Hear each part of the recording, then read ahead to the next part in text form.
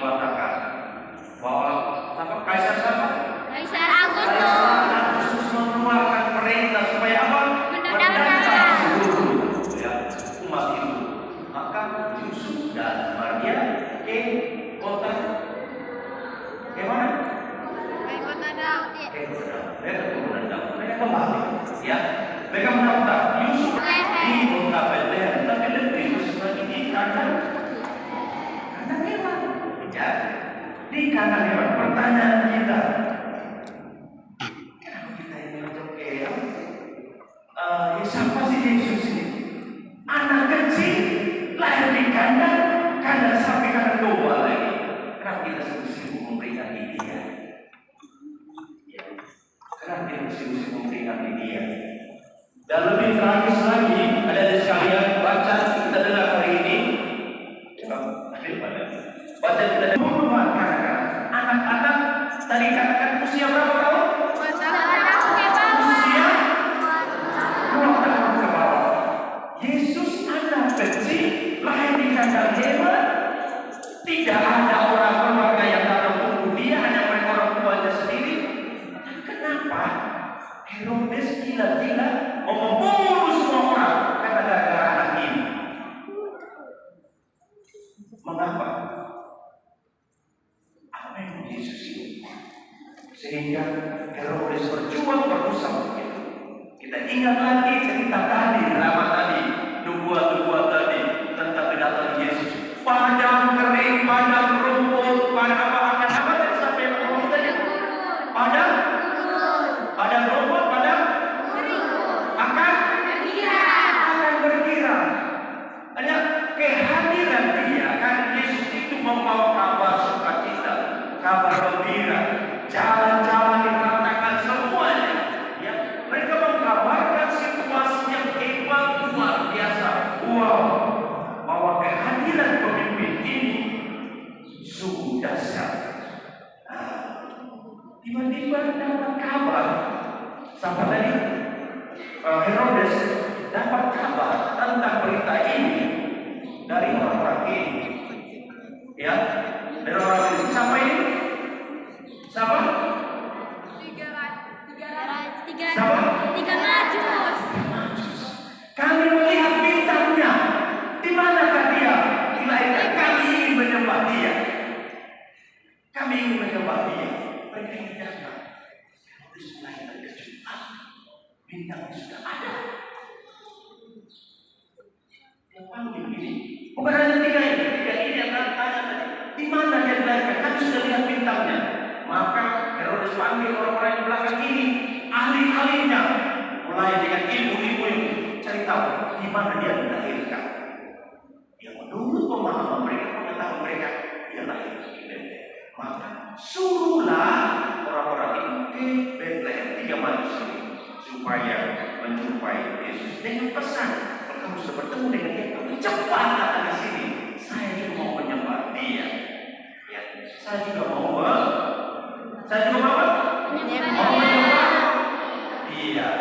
menyembah dia. Tetapi apa yang terjadi dari sekalian? Ketika mereka sudah berjumpa dengan Yesus, datanglah mereka Tuhan. Kamu jangan pulang ke sana. Penjahat di sana.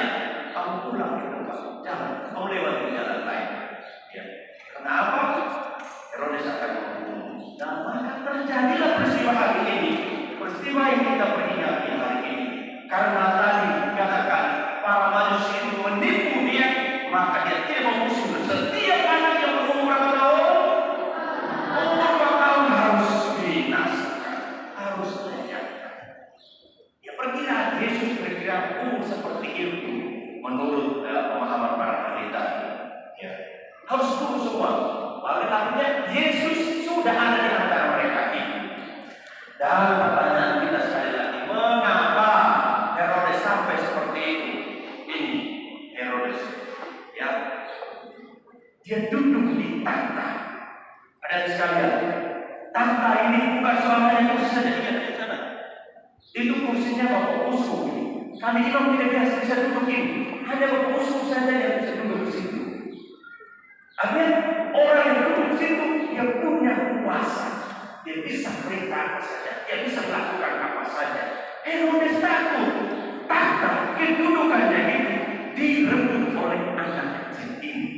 Itu artinya dia tidak lakukan. Dia tidak lakukan. Yesus akan berkuasa, maka seluruh rakyat ini akan takut kepada dia.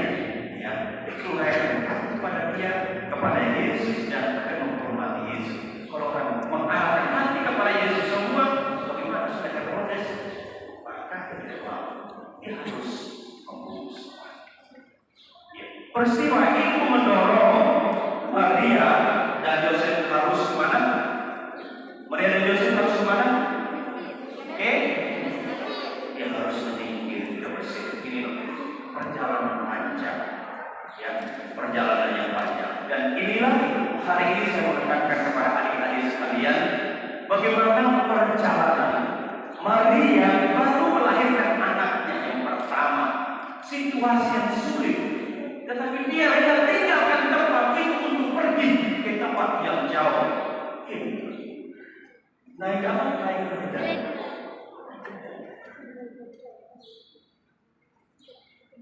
Dia pergi, naik kereta. Dia pergi ke tempat yang jauh. Ini benar kita adik sekalian. Bagaimana perjuangan seorang Maria, Yusuf demi anaknya tercinta. Perjuangan mereka. Mereka tidak peduli ini sudah malam hari, capek, lelah. Mereka tidak peduli demi anak terkasih. Mereka meninggalkan tempat ini, mengungsi sementara supaya anak ini bisa apa? Bisa selamat. Dan tentang peristiwa ini adalah sekalian, bukan hanya terjadi dalam diri Yesus atau keluarga Yesus, tetapi dewasa ini pun keluarga kita pun terjadi hal-hal yang demikian. Ada sekalian, kita lihat ketika kamu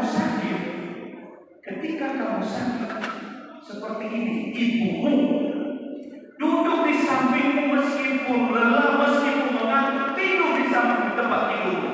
Kenapa? Anak tersayang sakit. Anak tersayang sakit demam. Anak tersayang tidak bisa makan. Capek, lelah. Lihat, ibu tidur di samping. Dengan suasana situasi yang sulit. Ibu katakan, biar saya lapar, saya tidak makan, tidak apa, yang penting anak saya sembuh. Ini cinta ibu yang luar biasa. Cinta ibu yang luar biasa. Hal yang lain lagi, ada adik sekalian, bersyukur. Saya tidak mau mengatakan bahwa kita beruntung dari anak-anak ini. Tidak. Puji Tuhan bahwa orang tuamu mendidikmu, memberi makanan, memberikan gizi yang luar biasa.